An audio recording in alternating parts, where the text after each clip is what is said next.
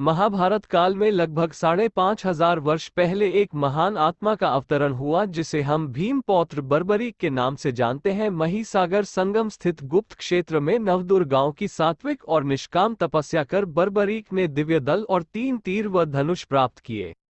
कुछ वर्ष उपरांत कुरुक्षेत्र में उपलब्ध नामक स्थान पर युद्ध के लिए कौरव और पांडवों की सेनाएं एकत्रित हुई।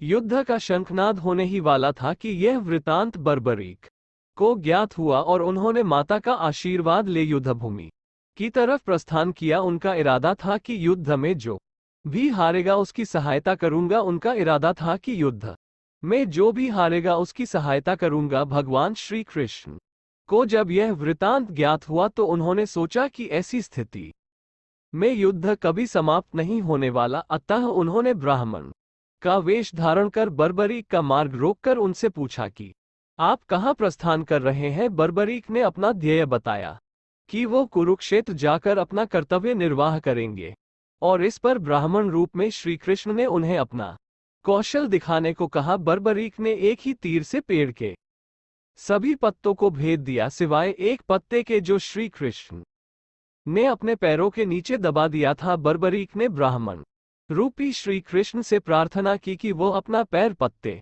के ऊपर से हटाए, वरन आपका पैर घायल हो सकता है। श्री कृष्ण ने अपना पैर हटा लिया व बर्बरीक से एक वरदान मांगा। बर्बरीक ने कहा है, यजमान आप जो चाहे मांग सकते हैं, मैं वचन का पूर्ण पालन करूंगा। ब्राह्मण रूपी श्री कृष्ण ने शीश दान मांगा। ये सुनकर बर्बरीक तनिक भी विचलित नहीं हुए, परंतु उन्होंने श्री कृष्ण को अपने वास्तविक रूप में दर्शन देने की बात की, क्योंकि कोई भी साधारण व्यक्ति ये दान नहीं मांग सकता। तब श्री कृष्ण अपने वास्तविक रूप में प्रकट हुए। उन्होंने महाबली त्यागी तपस्वी वीर बर्बरीक का मस्तक रणचंडिका को भेंट करने के लिए मांगा और साथ ही वरदान दिया कि कलयुग में तुम मेरे नाम से जाने जाओगे, मेरी ही शक्ति तुम में निहित होगी। देवगण तुम्हारे मस्तक की पूजा करेंगे। जब तक ये पृथ्वी, नक्षत्र, चंद्रमा तथा सूर्य रहेंगे तब तक तुम लोगों के द्वारा मेरे श्री श्याम रूप में पूजनीय रहोगे। मस्तक को अमृत से सींचा और अजर अमर कर दिया।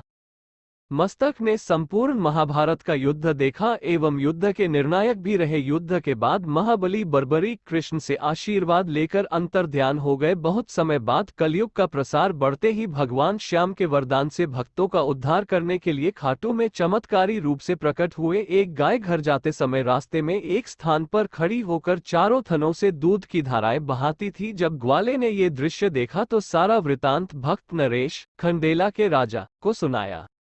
राजा भगवान का स्मरण कर भाव विभोर हो गया।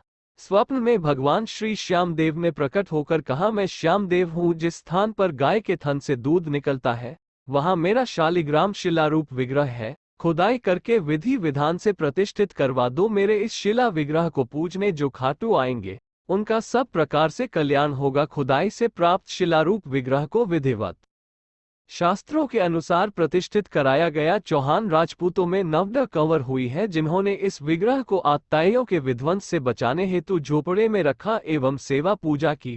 औरंगजेब के शासनकाल में पुराने मंदिर का विध्वंस हो गया तथा उसके बाद जहां भगवान श्री श्याम देव का विग्रह प्रतिष्ठित किया गया वो आज भी विद्यमान है, जहां देश के सभी कोनों से श्याम प्रेमी पूजा अर्चना एवं दर्शनार्थ आते हैं। अब नर्मदा कंवर के खानदान के ही चौहान राजपूत पुजारी है।